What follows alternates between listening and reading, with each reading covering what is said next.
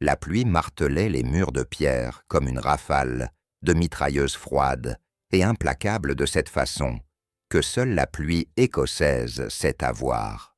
L'inspecteur Malcolm Fraser se tenait au bord de l'ancien camp de prisonniers de guerre près de Fort William. Il n'en restait plus que des baraquements Nissen qui s'effritaient et des clôtures rouillées, et dans sa main, une photographie capable de défaire 25 ans de mensonges soigneusement construits. L'homme sur la photo portait l'uniforme gris de la Wehrmacht. L'homme derrière le comptoir du Stag's Head Inn portait un pull de laine et un sourire d'aubergiste. C'était la même personne. Nous étions en 1968 et la Grande-Bretagne basculait vers une nouvelle époque. Les Beatles régnaient sur les ondes. Les mini-jupes scandalisaient les aînés et la guerre semblait appartenir à une histoire ancienne. Mais ceux-ci parlaient d'un autre temps, d'un autre ennemi, d'un autre monde. Malcolm avait 19 ans lorsque les prisonniers allemands étaient arrivés dans les Highlands, le visage encore juvénile dans son uniforme de constable, regardant les camions s'enrouler sur les routes de montagne, avec leur cargaison de soldats vaincus. À présent, il en avait 44 des rides au coin des yeux et un dossier qui le hantait depuis 2 décennies et demie. Un prisonnier avait disparu lors d'un chantier forestier en novembre 1943. L'armée avait cherché pendant 4 semaines, fouillé les glens, interrogé chaque crofter dans un rayon de 60 miles. Puis elle avait apposé le tampon « classé » sur le dossier. Probablement mort d'exposition, avait-il dit. Les Highlands en hiver, une mort certaine. Mais Malcolm n'y avait jamais cru. Il avait passé 25 ans à surveiller, à attendre avec une écharde dans l'esprit qui refusait de se détacher. L'appel était venu d'un cabinet de sollicitor. À Inverness, renouvellement routinier, d'une licence de vente d'alcool, vérification d'antécédents standards, et quelque chose dans les dossiers d'assurance nationale qui ne collait pas tout à fait. Le sollicitor s'excusait, ce n'était sans doute rien. Mais n'y avait-il pas eu autrefois une affaire au sujet d'un prisonnier allemand disparu? Le nom avait changé désormais. Karl Becker, pas Klaus Bergmann, mais la date de naissance correspondait à 1 an près. L'accent faible mais présent correspondait. Et lorsque Malcolm était monté en voiture jusqu'au Stag's Head Inn, avec cette photographie lorsqu'il l'avait vu tirer une pinte avec ses mêmes mains sûres, et ce même visage buriné, il avait su. Il avait su que Klaus savait. Pendant un long moment, il s'était simplement fixé de part et d'autre de 25 années de silence. Puis l'homme avait dit en anglais, avec seulement la plus légère trace de voyelles allemandes, « Je suppose que vous feriez mieux de monter, inspecteur. Je vais mettre la bouilloire. » Le Stag's Head Inn se trouvait au cœur de Glenmoor, un village de 400 âmes, niché dans une vallée des Highlands, où les montagnes se dressaient comme des murs de cathédrale, et où la brume s'accrochait à la bruyère. Klaus ou Karl, comme tout le monde le connaissait, tenait l'établissement depuis 1947, du moins selon l'histoire. Un réfugié polonais en quête d'un nouveau départ, qui avait acheté ce pub en faillite avec de l'argent que personne ne songeait à questionner. La première année, il avait vécu au-dessus du bar. Il avait appris à tirer une pinte comme il faut. Il avait maîtrisé l'art d'écouter sans juger. Les habitants respectaient ce genre de compétences silencieuses. Les Highlands avaient toujours accueilli ceux qui fuyaient quelque chose tant qu'ils servaient des mesures honnêtes et gardaient les confidences. En 1952, il avait rénové le bâtiment. En 1960, le Stag's Head était devenu le centre social du village. En 1968, il était Karl Becker, aubergiste capitaine de l'équipe de fléchettes, l'homme qui accordait du crédit dans les périodes difficiles et ne réclamait jamais qu'on le rembourse. Personne n'avait jamais pensé à remettre en question les années d'avant 1947. Personne sauf Malcolm Fraser. À l'étage, dans l'appartement au-dessus du pub, la bouilloire sifflait sur le poêle, et Klaus était assis, face à Malcolm, à une table de bois scarifiée. Les murs étaient décorés de fanions de football passés et de fleurs pressées dans des cadres. L'accumulation ordinaire d'une vie ordinaire. Rien d'allemand, rien de militaire, rien qui puisse suggérer que l'homme qui versait le thé avait autrefois porté l'uniforme de l'ennemi de la Grande-Bretagne. Malcolm posa la photographie sur la table entre eux. C'était une photo d'identité militaire, modèle standard pour les prisonniers de guerre, montrant un jeune homme aux pommettes hautes et au regard perdu, quelque part au-delà de l'objectif. Klaus Bergmann, prisonnier numéro 2743, capturé près de Tobruk en juin 1942. Malcolm l'avait tiré des archives avec tout ce que l'armée possédait dans le dossier. Il n'y avait pas grand-chose. Klaus avait été sapeur de combat, l'un des milliers raflés, lorsque l'Africa Korps de Rommel s'était finalement effondré. Expédié à travers la Méditerranée, puis à travers l'Atlantique, il avait abouti en Écosse parce que l'Écosse avait des forêts à défricher et des pénuries de main-d'œuvre partout ailleurs. Klaus prit la photographie, l'étudia, avec l'expression de quelqu'un qui regarde un fantôme. « J'avais 22 ans, dit-il. Mais je n'avais jamais rien vu de semblable à l'Écosse avant la guerre. En Allemagne, on nous parlait de châteaux de Kilt et de Bonnie Prince Charlie, des niaiseries romantiques. La réalité, c'était la boue, les moucherons et des montagnes qui essayaient de vous tuer. » Il reposa la photo, la poussa vers Malcolm. « Ce garçon est mort il y a longtemps, inspecteur. Ce qui reste, c'est Karl Becker. » Malcolm ne toucha pas la photo.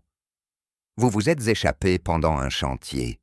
Le 9 novembre 1943, 8 prisonniers et 3 gardes en train de débarder du bois à Glen Nevis. Quand les gardes ont fait l'appel, au crépuscule, vous aviez disparu. Ils ont retrouvé votre veste de prisonnier coincée sur une paroi rocheuse à 3 miles en amont. L'armée a supposé que vous étiez tombé et mort, ou que vous étiez mort d'hypothermie. Ils ont cessé de chercher après 4 semaines. » Il marqua une pause, observant le visage de Klaus. « Où êtes-vous allé ?» Klaus se leva, alla jusqu'à la fenêtre, regarda son village. La lumière de l'après-midi filtrait, à travers la bruine constante, peignant tout en argent et en gris. Glen Nevis monte vers le massif du Ben Nevis, des montagnes plus hautes que tout ce que j'avais vu en Afrique du Nord, plus sauvages que tout ce que j'avais connu. Mais j'ai grandi dans les Alpes bavaroises à inspecteur. Mon père était guide de montagne. Je savais comment survivre en altitude. Je savais comment disparaître. » Il se retourna vers Malcolm, et sa voix était calme. Il grimpa pendant 5 heures, cette nuit-là montant, alors qu'il s'attendait à ce qu'il descende. Il y a une bâtie, une cabane de berger haut perché, sur le versant nord-est de l'Anouk-Moor, isolée, oubliée à peine, indiquée sur les vieilles cartes. Il l'avait aperçue une fois, lors d'un chantier des mois auparavant. Il y arriva juste avant que la tempête n'éclate. Il y avait un toit, une cheminée, et une source à proximité. Il y resta 3 ans, 3 années seul, dans les Highlands écossais. Malcolm essaya d'imaginer et n'y parvint pas. Que mangeais-tu? Il piégeait des lapins et des tétras, pêchait des truites dans les ruisseaux. Il y avait de l'oseille sauvage et des orties, et il trouva des coins de myrtilles rouges. En hiver, il faillit mourir de faim, plus d'une fois, mais la cabane contenait des réserves, de la farine d'avoine, des haricots secs, laissés par les bergers, pendant la saison des agnelages. Il rationnait soigneusement. Il lut chaque livre de cet endroit, des centaines de fois de vieilles en Bible des manuels agricoles, un recueil de poésie de Robert Burns. C'est ainsi qu'il apprit un anglais correct, en lisant Burns et en se parlant à lui-même, pour ne pas devenir fou. Il esquissa un faible sourire. Il était probablement devenu un peu fou quand même. On ne passe pas 3 ans seul, sur une montagne, sans redescendre complètement sain d'esprit. Mais il survécut. Et en 1946, quand la guerre était finie, depuis longtemps, et que les prisonniers furent renvoyés chez eux, il sut qu'il ne pouvait pas rentrer. Il n'y avait rien où revenir. Sa famille était à Dresde. Savais-tu ce qui est arrivé à Dresde? L'inspecteur Malcolm le savait. Tout le monde le savait. Les bombardements incendiaires de février 1945. La ville dévorée par les flammes. 25 000 morts en une seule nuit. Les Alliés parlaient de nécessité stratégique. Les Allemands parlaient de massacre. L'histoire en débattrait éternellement. Mais pour Klaus Bergmann, c'était personnel. « Je suis désolé », dit Malcolm, et il le pensait. Klaus hocha la tête, acceptant la compassion. Il descendit de la montagne au printemps 1946. La guerre était terminée. Le rationnement était toujours en vigueur, et il devait devenir quelqu'un d'autre. Il emporta de la botille tout ce qu'il pouvait porter. Il y avait une boîte en fer contenant 80 livres sterling, sans doute les économies d'un berger. Il les prit. Il n'en était pas fier, mais il avait besoin de capital. Il marcha jusqu'à Inverness. Cela lui prit 4 jours. Il dit qu'il était un réfugié polonais. Ils étaient des milliers, alors des personnes déplacées, essayant de recommencer. Son accent allemand pouvait passer pour du polonais s'il faisait attention. Il avait des papiers pour le prouver. Malcolm haussa un sourcil. Des papiers volés. D'une boîte de charité d'une église à Fort Augustus, quelqu'un avait donné de vieux documents, des certificats de naissance de personnes décédées. Il trouva un Polonais nommé Karl Becker, mort de la tuberculose en 1945. Né en Allemagne, mais élevé en Grande-Bretagne. Parfait. Il devint lui. Fraude à l'identité, vol, falsification de documents. Malcolm énuméra mentalement les chefs d'accusation, sachant qu'il ne les déposerait jamais. Et personne ne posa de questions. C'était 1946, inspecteur. La moitié de l'Europe était composée de personnes déplacées, de réfugiés, de gens recommençant avec rien. Tant qu'on était blanc, qu'on parlait un peu anglais et qu'on ne causait pas de problème, personne ne regardait de trop près. Les Polonais étaient des alliés, après tout, des héros. Il acheta le Stag's Head avec ses 80 livres et le peu de crédit qu'il put obtenir. Le précédent propriétaire était mort et sa veuve voulait simplement tourner la page. Il travailla 18 heures par jour. Il apprit à tenir un pub. Il devint britannique. Il se rassit et soutint le regard de Malcolm. Pas la Grande-Bretagne qu'on lui avait appris à haïr pendant la guerre, mais la vraie celle qui vous juge sur votre caractère, pas sur vos papiers. Celle qui accorde une seconde chance à un homme s'il la mérite. Il savait qu'il avait enfreint la loi. Il savait qu'il aurait dû se livrer. Mais il avait 24 ans. Il était seul et il voulait vivre. Ce n'était pas une justification, c'était simplement la vérité. Malcolm pensa au devoir, au serment qu'il avait prêté en entrant dans la police. Il pensa au dossier de l'armée classée depuis 25 ans. Tous les responsables étaient depuis longtemps à la retraite ou morts. Il pensa à Karl Becker, qui employait 6 personnes, avait aidé à lever des fonds pour la nouvelle école du village et n'avait jamais causé le moindre problème en un quart de siècle. Il pensa à Klaus Bergmann, qui avait été un ingénieur de combat de 22 ans, du mauvais côté d'une guerre qu'il n'avait pas commencée. « Que voulez-vous que je fasse » demanda-t-il. « Je ne sais pas » répondit Klaus. « J'attends ce jour depuis 25 ans. J'ai toujours su que quelqu'un finirait par comprendre. Je ne demande pas la clémence, inspecteur.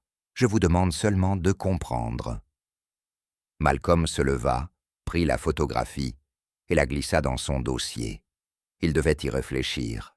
Il devait parler à certaines personnes. Mais Karl Klaus devait aussi comprendre une chose, cela n'allait pas simplement disparaître. Le solliciteur d'Inverness posait déjà des questions. D'autres allaient commencer à fouiller. Cela finirait par éclater d'une manière ou d'une autre. Il s'arrêta à la porte. Il ferait peut-être bien de se trouver un avocat. Après le départ de Malcolm Klaus, resta seul dans son appartement, tandis que la pluie tambourinait contre les fenêtres et que la foule du soir commençait à se rassembler dans le bar en contrebas. Il avait toujours su que ce jour viendrait. On ne pouvait pas se cacher éternellement. On ne pouvait pas vraiment fuir le passé. La vérité finissait toujours par vous retrouver. Il pensa à l'Allemagne, au garçon qu'il avait été à la guerre, qui lui avait pris tout ce qu'il aimait. Il pensa à l'Écosse, à la vie qu'il avait bâtie, à la personne qu'il était devenu.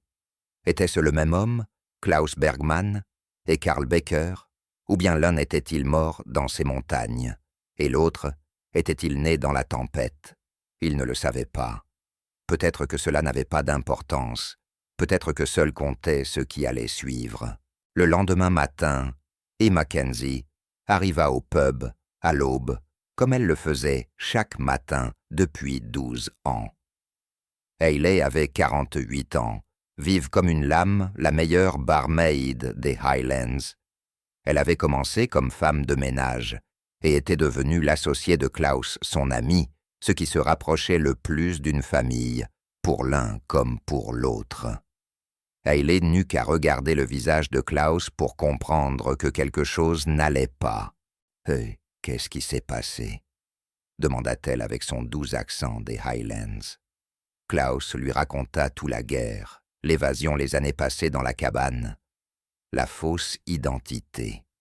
Il lui parla de la visite de Malcolm Fraser, de la photographie du passé revenu le réclamait.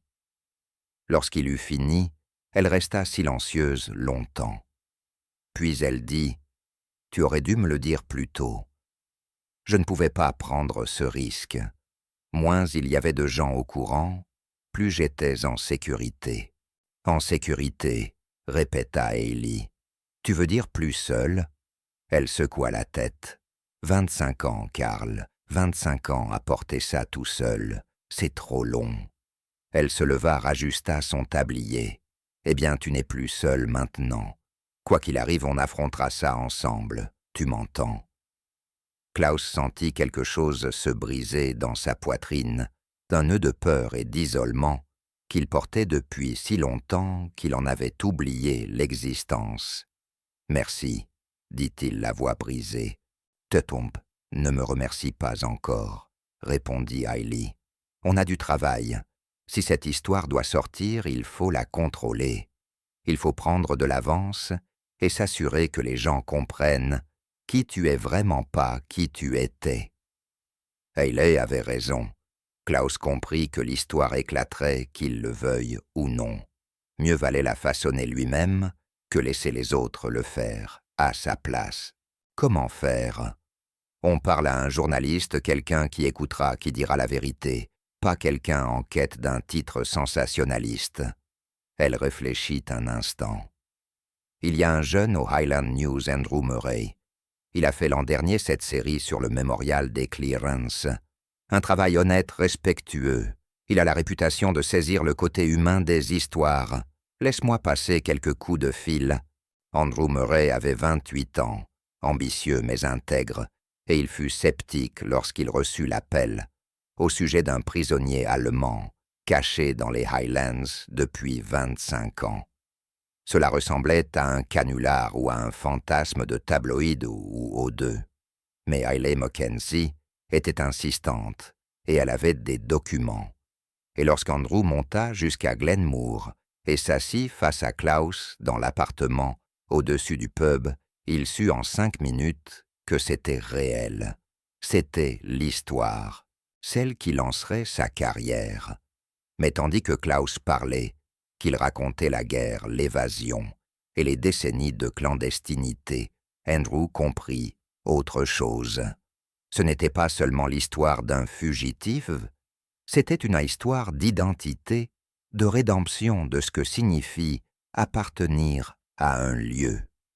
C'était une histoire qui comptait. Andrew interviewa Klaus pendant 4 jours. Il enregistra tout noirci des centaines de pages de notes, photographia le pub, les montagnes et les ruines de l'ancien camp de prisonniers. Il parla à Malcolm Fraser, qui confirma les faits à contre-cœur, visiblement déchiré par son rôle dans la révélation du secret de Klaus. Il parla à des villageois choqués, mais pour la plupart solidaires. Il parla à des historiens qui apportèrent un contexte sur les prisonniers allemands, en Écosse, sur le chaos des années d'après-guerre, sur les milliers de personnes déplacées qui s'étaient réinventées. Puis il écrivit l'histoire de sa vie. L'article parut en une du Highland News un dimanche accompagné d'une photographie de Klaus, debout devant le Stag's Head, levant les yeux vers les montagnes qui l'avaient caché, puis protégé. Le titre disait « Le prisonnier allemand devenu aubergiste des Highlands, une histoire de survie de tromperie et d'appartenance ». Andrew l'avait écrit avec soin, équilibrant les faits et l'empathie, reconnaissant les lois que Klaus avait enfreintes, tout en mettant en lumière la vie qu'il avait construite. Il y avait inclus des citations de villageois louant son caractère d'historien, expliquant le contexte de Malcolm Fraser, luttant avec la complexité morale de la situation. C'était juste, c'était complet, et c'était dévastateur. La réaction fut immédiate et massive. Les agences de presse relayèrent l'histoire. Dès le lundi, elle était dans les journaux de toute la Grande-Bretagne. Le mardi, les équipes de télévision arrivaient à Glenmoor. Des journalistes campaient devant le Stag's Head, criant des questions chaque fois que Klaus apparaissait. Le téléphone sonnait sans cesse. Des lettres arrivaient, par sacs entiers, certaines de soutien, d'autres haineuses, la plupart perplexes. Le Home Office publia une déclaration officielle annonçant l'examen du dossier. Des associations de vétérans exigèrent des poursuites. Des groupes religieux demandèrent la clémence. Tout le monde avait une opinion, et personne ne savait ce qui allait se passer ensuite. Pendant tout ce temps, Klaus resta à son pub, tirant des pintes, servant des repas, refusant la plupart des demandes d'interview, essayant de préserver une apparence de normalité. Hayley faisait écran filtrant les appels, repoussant les journalistes, faisant tourner l'affaire. Malcolm Fraser se retrouva dans la position inconfortable d'être à la fois l'homme qui avait révélé le secret de Klaus et celui qui lui était le plus favorable. Il donna une interview à Andrew Murray, dans laquelle il déclara « Je ne sais pas quelle est la bonne réponse. Je sais ce que dit la loi. Je sais quel est mon devoir. Mais je sais aussi que Carl Baker a été un citoyen exemplaire pendant 25 ans. Il a contribué à cette communauté, employé des gens, payé ses impôts, n'a fait de mal à personne. À partir de quand le passé cesse-t-il d'être jugé? À partir de quand juge-t-on les gens sur ce qu'ils sont maintenant et non sur ce qu'ils étaient alors? Je n'ai pas ces réponses. J'aimerais les avoir. » Les questions juridiques étaient épineuses. Klaus avait techniquement été prisonnier de guerre et s'évader d'un camp constituait une violation du droit militaire. Mais la guerre s'était terminée 23 ans plus tôt, et la plupart des textes applicables étaient caducs. La fraude à l'identité était plus grave, mais même là, les lois restaient floues. Il avait usurpé l'identité d'un homme mort, mais il n'avait jamais escroqué qui que ce soit, n'avait jamais perçu d'allocation, ni de pension, sous de faux prétextes. Il avait simplement vécu discrètement et utilement pendant 2 décennies et demie. Les juristes du Home Office se réunirent et débattirent, puis publièrent finalement un communiqué affirmant qu'ils ne voyaient aucun intérêt public impérieux à engager des poursuites. Le ministère de la Défense, soulagé d'éviter un cauchemar de relations publiques, acquiesça. L'affaire fut classée une nouvelle fois, cette fois officiellement et définitivement. Mais le tribunal de l'opinion publique lui siégeait toujours. L'histoire avait touché quelque chose de profond dans la psyché britannique, une tension entre la loi et la justice, entre la punition et le pardon, entre le passé et le présent.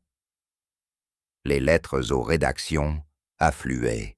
Les émissions de radio débattaient sans fin. Certains voyaient Klaus comme un criminel, ayant échappé à la justice pendant 25 ans.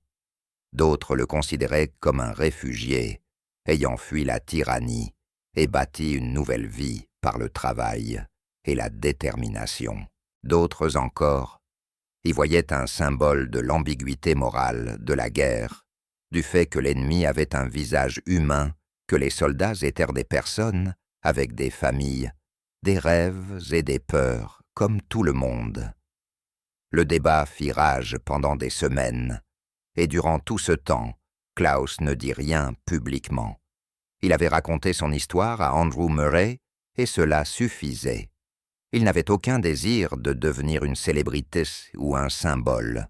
Il voulait simplement retourner à sa vie, à son pub à l'anonymat tranquille, qu'il avait construit avec tant de soin pendant 25 ans.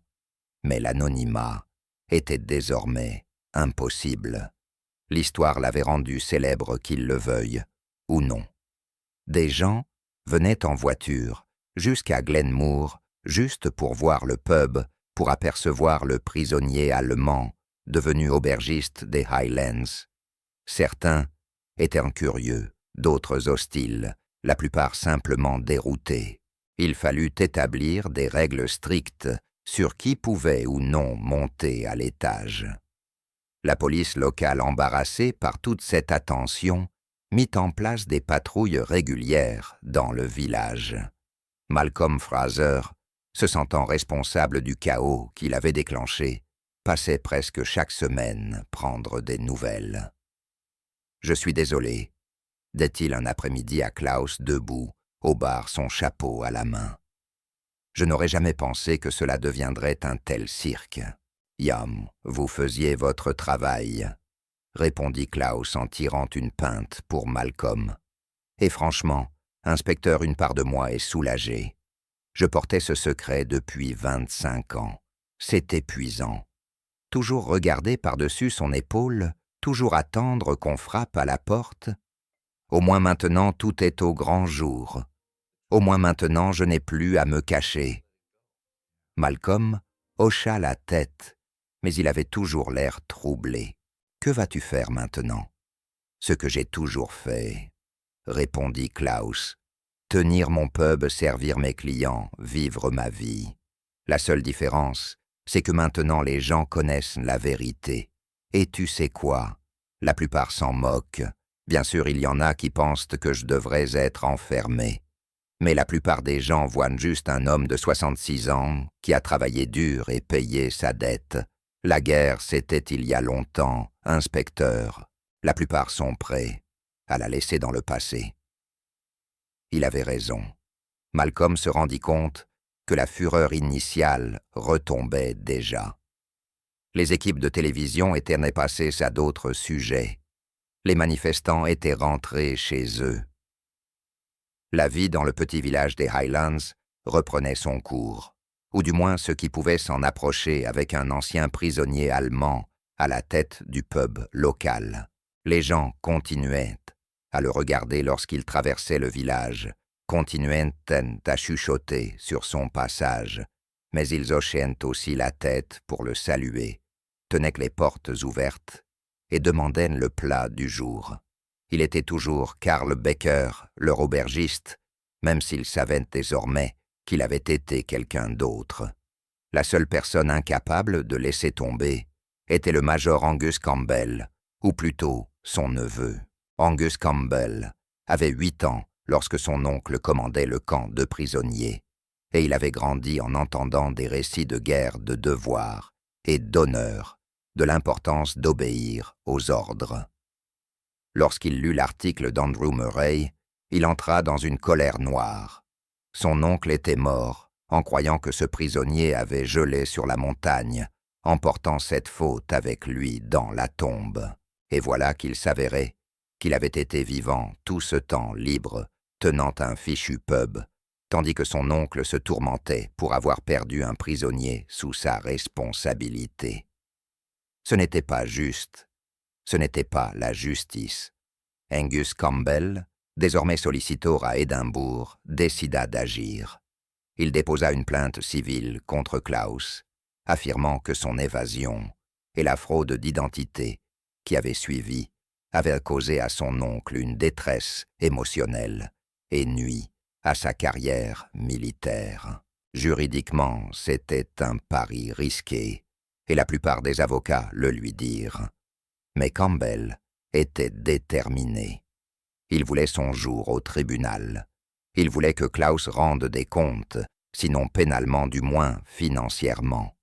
La plainte fit les gros titres, ravivant le débat sur le passé de Klaus.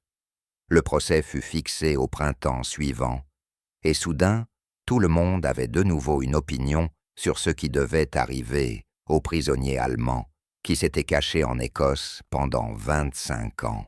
Klaus engagea une avocate, une femme brillante de Glasgow, nommée Margaret Rose, dont le père avait été un réfugié juif allemand ayant fui vers la Grande-Bretagne en 1938. Margaret voyait cette affaire comme l'occasion de défendre l'idée de rédemption et de seconde chance, la différence entre la lettre de la loi et l'esprit de la justice. Elle se jeta dans la défense de Klaus avec une passion qui surprit même ce dernier. « Ce n'est pas seulement ton histoire », lui dit-elle lors d'une de leurs réunions stratégiques. « C'est celle de chaque réfugié, de chaque personne déplacée, de chaque être humain qui a dû se réinventer pour survivre. Nous allons gagner cette affaire, Karl, et nous ferons en sorte que ton histoire devienne un symbole d'espoir, pas de honte. » Le procès débuta par un matin de mars glacial, en 1969. Le tribunal d'Inverness était bondé de journalistes, de curieux et de personnes des deux camps du débat. Angus Campbell était assis au premier rang avec ses avocats, le visage fermé et déterminé. Klaus était assis à la table de la défense, aux côtés de Margaret calme, et posait les mains jointes sur les genoux. Il était vêtu simplement de son meilleur costume, incarnant parfaitement l'aubergiste respectable qu'il était. Lorsque le juge appela la cour à l'ordre, la salle se fit silencieuse. Les avocats de Campbell présentèrent leur dossier en premier. Ils dressèrent le portrait du major Angus Campbell comme celui d'un officier dévoué, prenant ses responsabilités au sérieux profondément brisé par la perte d'un prisonnier sous son commandement. Ils produisirent des lettres et des extraits de journal intime montrant son angoisse, ses reproches envers lui-même, sa conviction d'avoir failli à son devoir. Ils soutinrent que l'évasion de Klaus lui avait causé des années de souffrances inutiles et que Klaus devait être tenu financièrement responsable de ce préjudice. L'argumentation était chargée d'émotion, et lorsqu'ils eurent terminé, plusieurs personnes dans la salle s'essuyaient les yeux. Puis, ce fut le tour de Margaret. Elle se leva, marcha jusqu'au centre de la salle d'audience et fixa les jurés. « Mesdames et messieurs, dit-elle, cette affaire ne concerne pas le major Campbell. Je ne cherche pas à minimiser sa souffrance, mais la vérité est qu'il était un soldat faisant son devoir en temps de guerre. Les prisonniers s'évadent, cela arrive. C'est regrettable, mais ce n'est pas une tragédie. La véritable tragédie, c'est ce qui est arrivé à Klaus Bergmann. » Elle se tourna vers Klaus et lui fit signe de se lever. Cet homme avait 22 ans lorsque la guerre s'est terminée. 22 ans, et tous ceux qu'il avait aimés étaient morts. Ses parents, ses 2 sœurs, ses amis d'enfance, tous tués lors des bombardements incendiaires de Dresde. Il n'avait rien où retourner. Pas de maison, pas de famille, pas d'avenir. Il était seul, dans un pays étranger, menacé d'expulsion vers une Allemagne qui n'existait plus. Alors il a fait ce que chacun d'entre nous aurait fait à sa place. Il a survécu, il s'est adapté, il a construit une nouvelle vie. Margaret retourna à la table de la défense et prit une pile de documents. Au cours des prochains jours, nous allons vous montrer précisément quel genre de vie Carl Becker a bâti. Nous ferons entendre les témoignages de ses employés, de ses clients, de ses voisins. Nous vous montrerons des relevés fiscaux prouvant qu'il a payé chaque centime dû à ce pays. Nous vous montrerons des dons caritatifs, des actions au service de la communauté, toute une vie de bonne citoyenneté. Et ensuite, nous vous poserons une question simple. Cet homme qui a tant contribué à sa communauté et à son pays, mérite-t-il d'être puni pour des choix faits lorsqu'il était un réfugié désespéré de 24 ans? Je pense que vous conviendrez que la réponse est non. Le procès dura 2 semaines. Margaret appela témoin après témoin, chacun attestant du caractère de Klaus, de son éthique de travail, de sa contribution à la communauté. Hayley Mackenzie comparait à la barre et parla de la loyauté et de la générosité de Klaus, de la chance qu'il lui avait donnée, quand personne d'autre ne l'aurait fait, de l'entreprise qu'il avait bâtie et qui faisait vivre des familles et donnait une assise au village. Malcolm Fraser témoigna de ses propres sentiments contradictoires, de sa conviction que la justice n'était pas toujours une affaire de noir et de blanc. Même certains anciens compagnons de captivité de Klaus témoignèrent des vieillards, désormais, disant qu'il avait été un bon camarade, n'avait jamais causé de problème, voulait simplement survivre à la guerre et rentrer chez lui. Les avocats de Campbell tentèrent de riposter avec leurs propres témoins, mais leur dossier était faible. Ils ne purent prouver que l'évasion de Klaus avait directement causé la détresse émotionnelle du major Campbell, ni démontrer que sa carrière en avait souffert. Plus ils insistaient, plus Klaus suscitait la sympathie. À la fin du procès même, le juge semblait pencher en sa faveur. Le jury délibéra moins de 3 heures. Lorsqu'il revint, le président se leva et lut le verdict. Nous déclarons en faveur du défendeur, Carl Becker. La salle éclata en applaudissements. Angus Campbell resta figé sur son siège, le visage livide de choc et de colère. Klaus ferma les yeux et laissa échapper un souffle qu'il retenait depuis des semaines. Margaret lui serra la main. « C'est fini, murmura-t-elle. Tu es libre. » Mais ce n'était pas tout à fait fini. Lorsque Klaus et Margaret quittèrent le tribunal, ils furent aussitôt encerclés par des journalistes hurlant des questions. Klaus avait évité la presse tout au long du procès, mais maintenant debout sur les marches du palais de justice, le verdict derrière lui, il décida qu'il était temps de parler. Il leva la main et la foule se tut. « Je voudrais dire quelque chose », commença-t-il la voix ferme, malgré les caméras et les micros tendus vers lui. « Je veux remercier le jury pour son verdict et remercier tous ceux qui m'ont soutenu durant cette épreuve. Mais je veux aussi reconnaître que ce que j'ai fait était mal. J'ai enfreint la loi, j'ai volé l'identité de quelqu'un. J'ai vécu dans le mensonge pendant 25 ans. Ce sont des faits, et je ne vais pas prétendre le contraire. » Il marqua une pause, rassembla ses pensées. « Mais je veux aussi que les gens comprennent pourquoi je l'ai fait. J'étais un réfugié seul et effrayé sans endroit, où aller ni personne vers qui me tourner. J'ai fait des choix qui m'ont permis de survivre, de construire une vie, de devenir la personne que je suis aujourd'hui. Étaient-ce les bons choix? Je n'en sais rien. Mais c'étaient les seuls choix que j'avais à ce moment-là. Et j'espère que la plupart des gens peuvent le comprendre. Un journaliste cria une question. « Regrettez-vous ce que vous avez fait ?» Klaus réfléchit un instant. « Je regrette la douleur que j'ai causée à des hommes, comme le major Campbell, qui prenaient leurs responsabilités au sérieux et qui ont souffert lorsque je me suis évadé. Je regrette la tromperie, les mensonges que j'ai dû entretenir pour préserver mon identité. Mais est-ce que je regrette d'avoir survécu? Est-ce que je regrette d'avoir construit une vie ici en Écosse, d'avoir contribué à ma communauté, d'être devenu britannique? Non, je ne le regrette pas, et je ne m'en excuserai pas. » Un autre journaliste lança « Que ferez-vous maintenant ?» Klaus esquissa un faible sourire. « Ce que j'ai toujours fait, retourner à mon pub, servir mes clients, vivre ma vie. J'ai 66 ans. Je n'ai ni le temps ni l'envie pour le drame ou la controverse.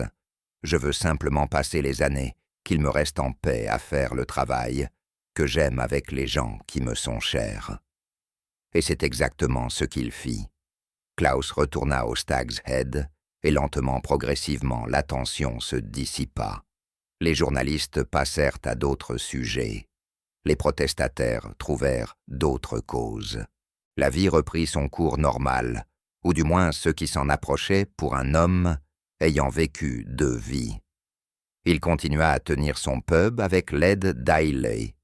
Il continua à être une figure centrale du village. Il continua à être Carl Baker. Le passé n'était plus un secret, mais il restait le passé.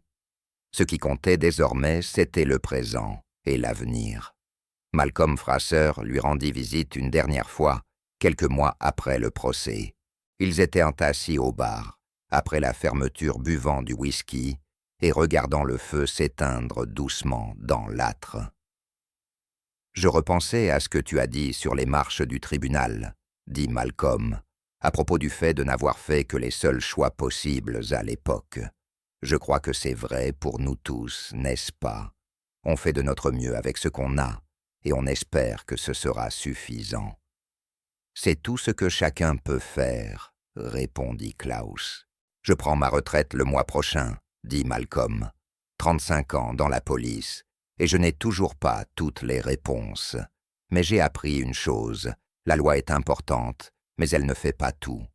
Parfois la justice consiste à suivre les règles et parfois à savoir quand les plier. Tu m'as appris cela, Karl. Je n'avais pas l'intention de t'apprendre quoi que ce soit, inspecteur. J'essayais juste de survivre. Je sais, mais c'est bien là la leçon. Non survivre, s'adapter, devenir quelqu'un de nouveau, tout en honorant ce que l'on a été. Ce n'est pas seulement ton histoire, Karl, c'est l'histoire de la Grande-Bretagne. C'est l'histoire de nous tous. Klaus sourit. Depuis quand es-tu devenu philosophe, Malcolm? Malcolm rit. À peu près au moment où tu es devenu un symbole. Nous sommes tous les deux trop vieux pour ça, tu sais. Je sais, mais nous voilà quand même. Ils restèrent assis en silence, confortablement, tandis que le feu crépitait et que le vent hurlait dehors, faisant trembler les vieilles fenêtres. 2 vieillards, façonnés par la guerre, le think et des choix, à la fois bons et mauvais, trouvant la paix au crépuscule de leur vie. Ce n'était pas la fin qu'ils avaient imaginée, mais c'était celle qu'ils avaient méritée, et parfois cela suffisait. Klaus Bergmann vécut encore 18 ans, mourant paisiblement dans son sommeil, à l'âge de 84 ans. Il légua le Stag's Head à Hayley Mackenzie, qui continua de le diriger selon les principes de Klaus, des mesures honnêtes, des prix justes et le respect de chaque personne franchissant la porte. L'histoire du prisonnier allemand devenu aubergiste des Highlands s'estompa peu à peu pour devenir une légende locale, racontée et racontée, encore jusqu'à ce que fait et fiction se confondent. Mais la vérité demeura conservée dans les archives judiciaires, les journaux et la mémoire de ceux qui l'avaient connu. Klaus Bergmann était devenu Karl Becker, et ce faisant, il était devenu quelque chose de plus, encore un témoignage de la capacité humaine à se réinventer, à se racheter, à espérer face à des obstacles impossibles. Il avait survécu à une guerre échappée à la captivité, enduré 3 années seul sur une montagne, et bâti une vie à partir de rien. Et à la fin, il avait gagné non seulement sa liberté, mais le droit d'être jugé non sur son passé, mais sur la personne qu'il avait choisi de devenir. Tel fut son héritage, et il perdura longtemps après sa disparition. Si vous avez trouvé cette histoire bouleversante, abonnez-vous à la chaîne, cliquez sur j'aime et laissez un commentaire pour partager votre avis sur l'incroyable parcours de Klaus. Qu'auriez-vous fait à sa place? Dites-le nous ci-dessous.